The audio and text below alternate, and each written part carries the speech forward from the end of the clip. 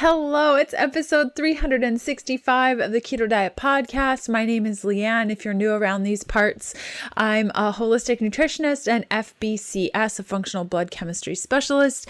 And do we have a show for you? If you can hear that like airplane noise in the background, you know when your computer just decides it wants to be an airplane and all I'm hearing is so I hope you're not picking up on that. My apologies. So today's episode is a really exciting one. We've done a series of this in the past. And so episode 356, we talked about how to read your blood work yourself. Episode 360, the same thing, just part 2 of that series. And then I've been getting some requests about like, how does all this look in practice, what you do with your clients.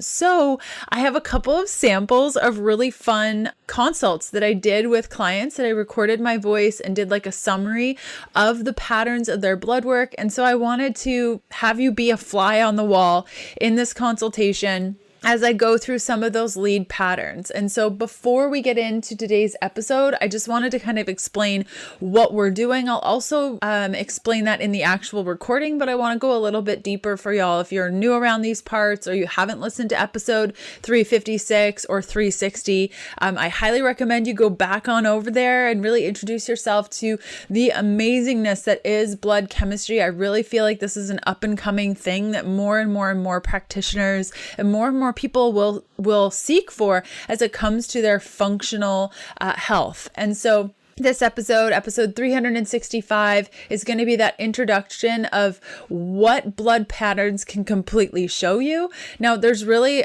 a couple of facets to blood chemistry. First, what are we looking at? Blood. What is the blood telling us? Cells. What is the importance of cells? Well, cells make up every tissue and organ. So if you're a woman that's like, I want to get a Dutch test, I'm saving up to figure out what's going on with my hormones, okay? All that testing really tests the further down order of operations of the body, and understanding what's going on with the cells is imperative. If you have a B6 need, for example, that affects every cell in the body. Same with iron, vitamin C. And so these basic needs can sometimes be overlooked when we're not looking at functional blood chemistry. So for example, in my case, I started working with a dietitian about, probably a year and a half ago now. You might know the story. We ran a GI map, found a parasite, started doing parasite work. She kind of just thought it would be helpful to do 1 month, really wasn't at all.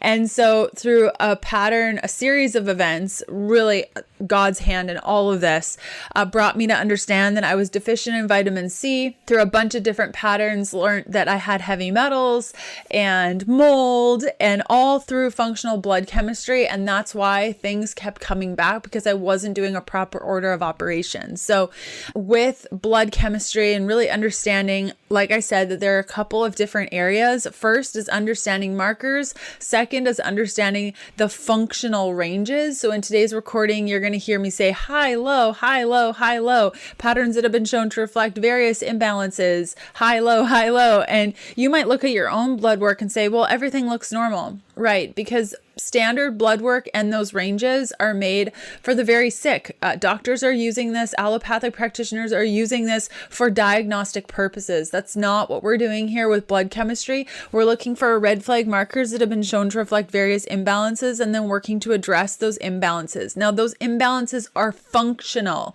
They're not diagnostic. So it's two very different ways of looking at things, because we want to fix the function so that it doesn't turn into a complete dysfunction within the body. And so once we understand the markers, the ranges, then we get into patterns. Okay. So patterns, think of it like this.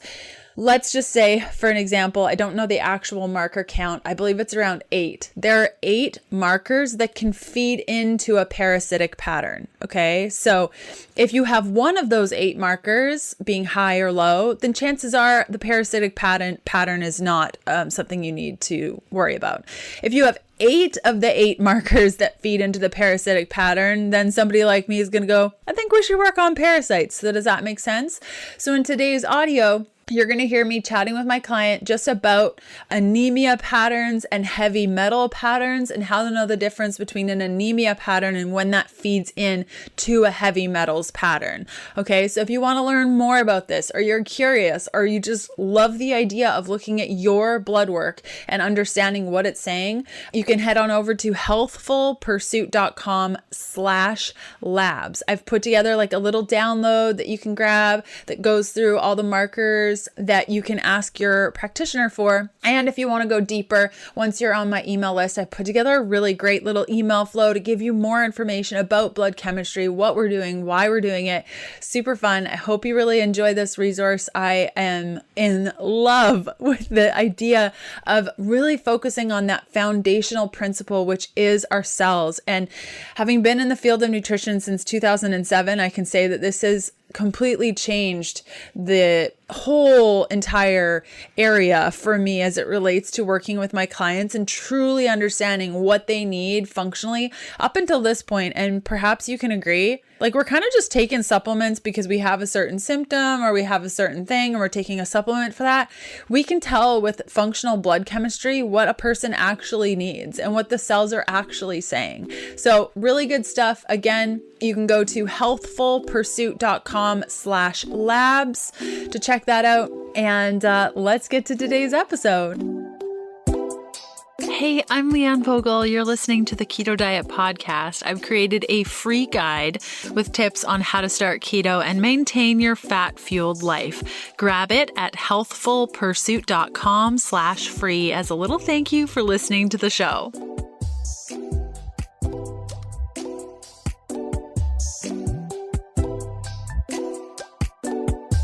Hi, Melissa. Good morning. Thanks so much for sending me this blood work. Now, the work we're doing here and just this audio that I'm sending you, this is not diagnostic work whatsoever. We're looking for patterns in your labs that have been shown to reflect various imbalances, and then I'll give some suggestions as to what you might want to look at further with your primary care physician or supplements you may want to take, and just give an overall summary of some of the patterns that I'm seeing. And so you understand this work, it's functional blood chemistry. So we're looking at the cell's health and what they need to function optimally. So again, not diagnostic work. I see that you have labs from May. Those look to be the most recent ones. So those are the ones I used to kind of get a sense of what could be going on here. Perhaps you've been told that you need iron. If not, the patterns in the labs have been shown to reflect an iron need with low iron saturation, relatively high TIBC, UIBC, low iron. Now, we don't have a ferritin amount, and it would be really cool to see where your ferritin is at. However, when we see these red flag markers the way that they are, it's been a pattern shown to reflect an iron need. And if you go further along to your hemoglobin, you see that the hemoglobin being a red flag marker there has also been shown to reflect iron. So as we look to the rest of these patterns, many of the red flag markers that have been shown to reflect anemia or iron need, nutrient need, were wackadoodle. And so that's definitely something you may want to look at. Now, we don't have ferritin amount. The ferritin will tell us whether or not supplementing with actual iron might be a good idea. If, say, your ferritin is below 17, then that red flag marker, it's suggested to take actual iron. Now, the iron could come from physical, like iron supplement. Iron glycinate, I believe, is one of the better ones. However, you could also try an organ complex, which will have iron in it and be a little bit less intense. So it's really up to you. But I generally suggest to test iron before ferritin, before we understand kind of which route to go. So in the meantime, since you do not have a ferritin, my suggestion would be to take an organ complex. Heart and Soil makes a good one, and Paleo Valley makes a good one. If you use the coupon code KETO20 at Paleo Valley, you can get a discount, and perhaps starting there. Okay, so then we go down to the red blood cells. We see RBC slightly elevated, generally that can be a sign of vitamin C need. And so in the back of our minds, as we see these patterns that have been shown to reflect iron need, and then a pattern that's been shown to reflect vitamin C need, we know that vitamin C is needed in order to soak up iron. So if your diet is quite low in vitamin C, or you're not supplementing with vitamin C, or you have a low propensity toward vitamin C, generally due to heavy metals, I usually see that people that have a high vitamin C need actually need so much vitamin C. And the reason they need so much vitamin C is because they actually have heavy metals. Now, heavy metal sourced can be from amalgams in your mouth, silver fillings. It can be from your water, hormonal birth control, foods, soil. I mean, so many of us are bombarded with these daily. And if our bodies aren't detoxifying properly, which many of us aren't, they can pool in the body. Now, that leads us to the next conversation around your M markers. That's the MCV, MCH, MCHC. Now, these are red flag markers when they're declined, which has been shown to reflect a heavy metal pattern. Generally, we see this heavy metal pattern with iron that's a little bit wonky, ferritin, which we don't have information about, and elevated globulin. And the globulin marker, which we'll speak about in a moment, was on the high end. So this pattern with the red flag markers have been shown to reflect a heavy metal burden. So we just have that in the back of our minds as we move forward.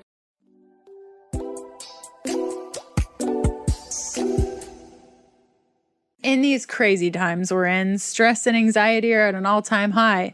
I wonder if everyone in every generation has said that.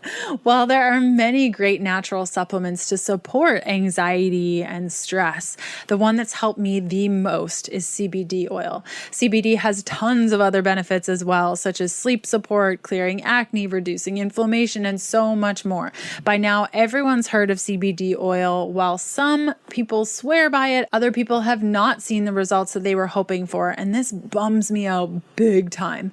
That's where Eaton Hemp comes in. Their unfiltered USDA certified organic full spectrum CBD oil is minimally processed and infused in their own hemp seed oil, giving you the full entourage effect, maximum absorption, potency, effectiveness, which means results.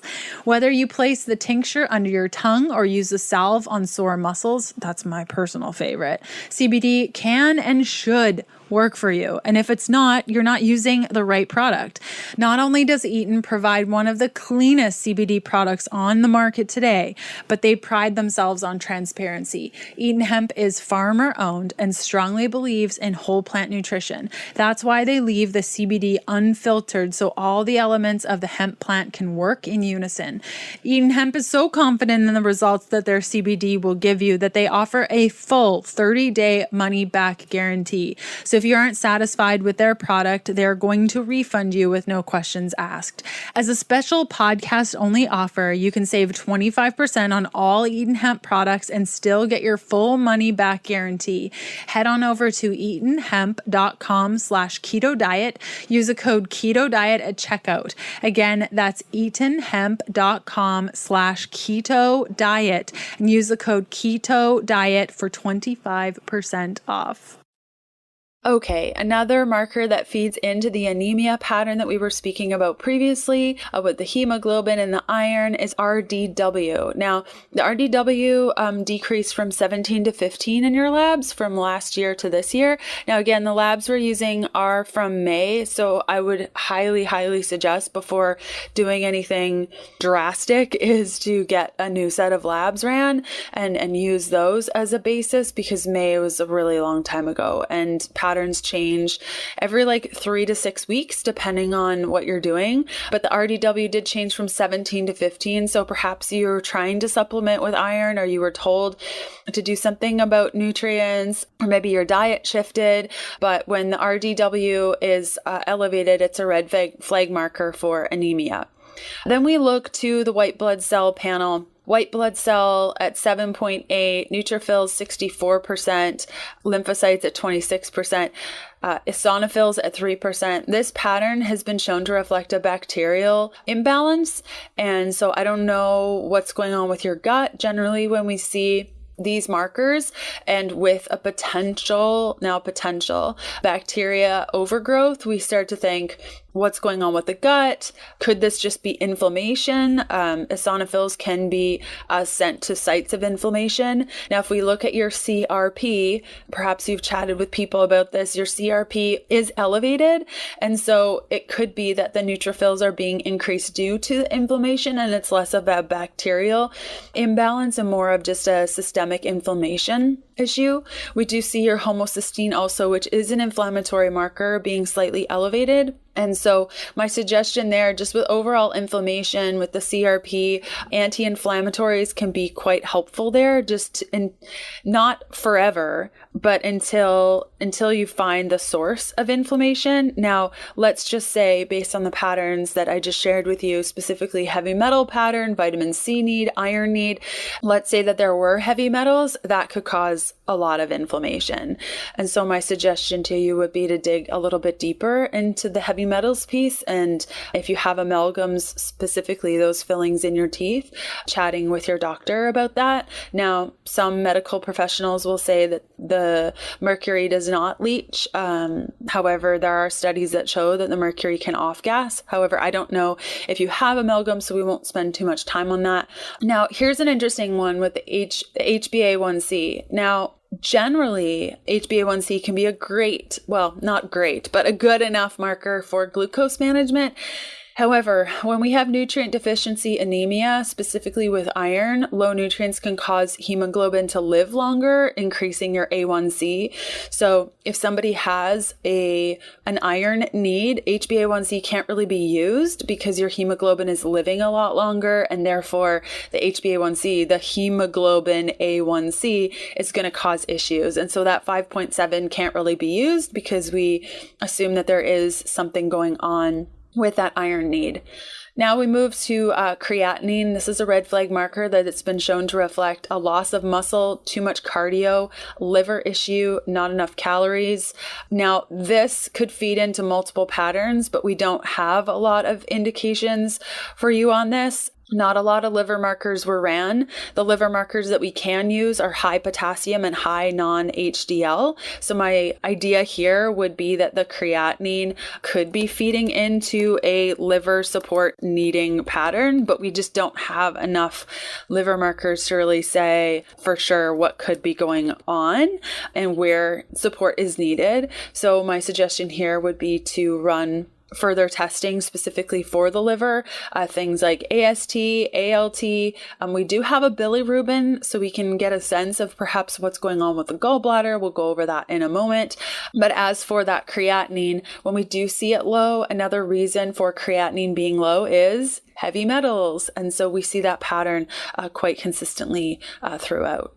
Okay, so then we go down to the carbon dioxide chloride pattern here. So we have chloride pulling high, carbon dioxide pulling low. These are red flag markers that have been shown to reflect our pH. And when we see this pattern, we think more acidity. Now, if you tell me that you're eating greens all the time, you're taking an enzyme, all is well in the world with your diet, then I'm more thinking, okay, well, what in the environment is causing oxidation to cause the carbon dioxide to be so low?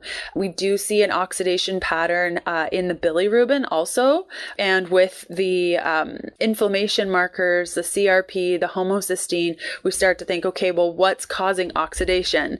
Well, we do know that some of these red flag markers have been shown to reflect heavy metals. So then we're thinking, okay, is the heavy metal burden so high that it's causing oxidation throughout the body? So we just kind of have that in the back of our mind as we move forward. But a suggestion here, if you are not currently eating greens, green powders, it could be beneficial to have that pH kind of balance out, to incorporate more greens in your diet, like kale and spinach and broccoli and those sorts of things. I don't know if you're eating more of a low carb diet. Sometimes we can see this naturally be lower on a low carb diet, the carbon dioxide. So just something to keep in mind. Okay, then let's chat about this globulin. So globulin being elevated is a red flag marker for inflammation, infection, dehydration. We don't see the rest of the dehydration pattern for you, so we can kind of cross that off the list. oxidative stress, which we just chatted about, and heavy metals. The globulin marker is a red flag marker when it is elevated for heavy metals. Liver support being required. Now, again, we talked about the fact that we didn't have a ton of information from you, or rather from the blood work that you had done in regards to the liver. So that's kind of like a black hole, I should say. And then another piece to globulin, if you experience anxiety or depression, or you're on hormonal birth control, it can actually increase the globulin quite significantly. But if you're experiencing depression, sleep issues, it could be because all tryptophan is being used to make this globulin instead of making the happy tryptophan and serotonin that you need. So supplementing with something like 5-HTP while getting to the root cause of why the globulin is elevated could be helpful. But 5-HTP is only to be used if you are not on antidepressants. If you're currently on antidepressants, SSRIs, please do not take 5-HTP. If you are doing birth control, hormonal birth control, any form of estrogen of any kind, any form of birth control, whether it be an IUD, anything that has hormones in it, it could increase the sex hormone binding globulin if it isn't bioidentical hormones. So just something to keep in mind there.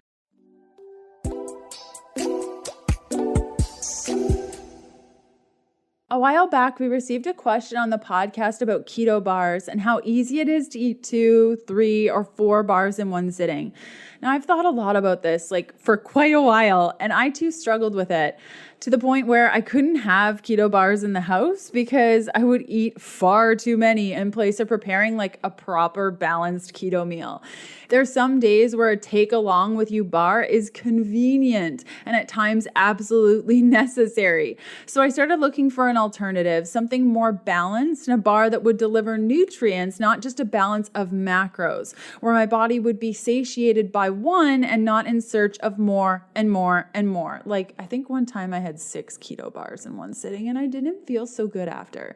And then I found that very bar. So here are the ingredients in the new bar that I'm now eating, only one of at each sitting.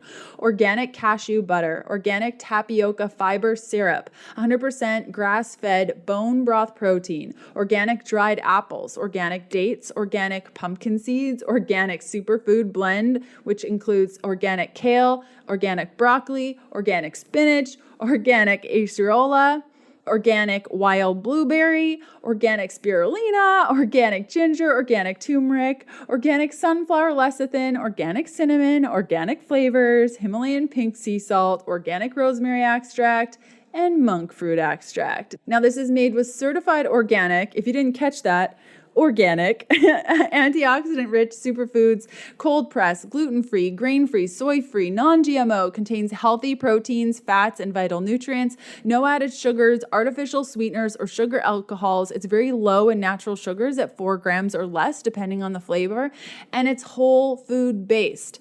Now, this bar is from Paleo Valley. They call it the superfood bar, and I'm happy to report I eat one and I'm satiated and I move on. No more bar binges. Now, this is huge, huge, huge, huge for me. Head on over to paleovalley.com, load up your cart with superfood bars and whatever else you find that tickles your fancy. Enter the code KETO at checkout and receive 15% off your first order. Again, that's paleovalley.com and use the code KETO for 15% off your first order. Okay, then we go to bilirubin. This is a red flag marker that's been shown to reflect low bile production, oxidation, zinc need. Now, I think we can cross out the zinc need just because your other markers don't reflect this. So my thought here would be that it kind of feeds into that oxidation, infection, inflammation. You could benefit from supporting oxidation, again, with greens in your diet, perhaps adding in red palm oil to help with adding antioxidants.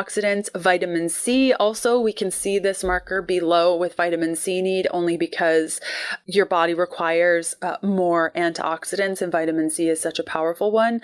Vitamin E is also a really good antioxidant when we see this. Okay, so we have a little bit of information for your cholesterol. markers here, HDL being slightly decreased. Again, this is a red flag marker that's been shown to reflect oxidative stress.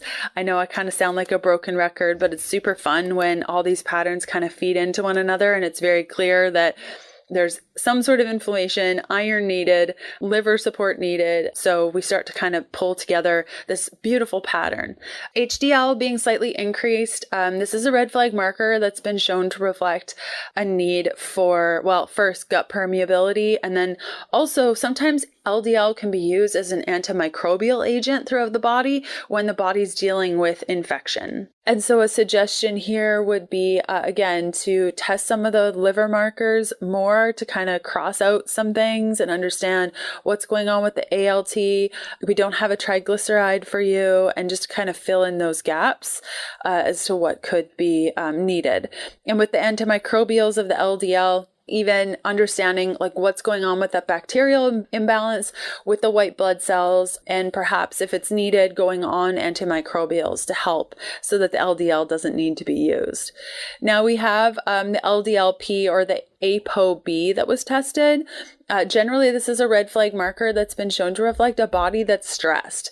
It could also reflect insulin resistance, toxic load, infection. ApoB, or LDLP, binds to infection. Inflammation is another, it's a good indication of inflammation, so it kind of feeds into that CRP. Now, if it's not insulin resistance, we don't believe that you have an insulin resistance pattern only because that HbA1c is elevated, likely due to your hemoglobin living out longer. And so then we look to what's going on with the GI, what's going on with your gut. If you're having gut symptoms and you have that high globulin, so it's kind of masking some of the gut symptoms in your labs, that could be a good indication. And then again, high ApoB is a red flag marker that's been shown to reflect heavy metals. And so that just feeds into that pattern. And one more marker that feeds into that. Okay, so then we go to TSH, fine. Free T3 just slightly decreased. This could be the globulin issue, where we talked about the globulin being elevated. When we have high globulins, it can sometimes pull the free T3 down. And so until we get to the root of the globulin issue, which at this time, seeing these red flag markers, looks like a heavy metals burden that's needing to be addressed. And we already spoke about the HSCRP and the homocysteine. And so my suggestion to you would be to, I'll include a link to my full script if you want to like check it out. But my suggestion to you would be to support your homocysteine, probably with something like homocysteine supreme. If you're not on any antidepressants or SSRIs, perhaps looking into 5-HTP, getting into some liver support while you ask your primary care physician to run more labs. If that's not an option, I'm happy to set that up for you. If you want more labs run to fill in some of these gaps and understanding things, my suggestion would be to run a full panel. And that full panel, it depends how much you want ran, but that full panel ranges between $200 and $350. Just have all the markers and understanding what's going on. Another suggestion would be if you just want to like fill in the gaps with a basic one and your doctor is not open to that, there's another panel that can be ran for like $80. So other suggestions would be to dig into what's going on with the gut and understanding, is this a bacterial imbalance that needs to be addressed in the gut? Testing your ferritin to understand what's going on with that iron, and perhaps an organ complex to help with the iron patterns rather that we're seeing. pH balancing with greens, especially like bumping up those greens and getting that support there. And perhaps an anti-inflammatory agent just to help with inflammation if you're dealing with joint pain and things like that. Something like serrapeptase is nice, only because it's also a biofilm buster. So if you do have bacteria and such, causing issues with your gut, especially, serrapeptase is used to break down that biofilm so that your body can work to address it, and also helps with inflammation. So that would be my suggestions. I'll send along my full script and you just let me know kind of where you'd like to take things. If you're looking for support, I don't generally do this with these one-on-one like quick things, but if you're like, I need help, I'd be happy to start working with you more fully individually and do like a full assessment and protocol for you. Let me know what you think about those heavy metals. I definitely saw that pattern and I'm interested to see what you think. I hope you enjoyed today's episode. Again, you can go to healthfulpursuit.com/labs to get your free download for more information about functional blood chemistry. And once you get added to my email list, I'm going to send you just a couple of emails, no spam, I promise, just on functional blood chemistry overall and more details about those markers. So I look forward to connecting with you there, and I hope you have a great rest of your day. Bye.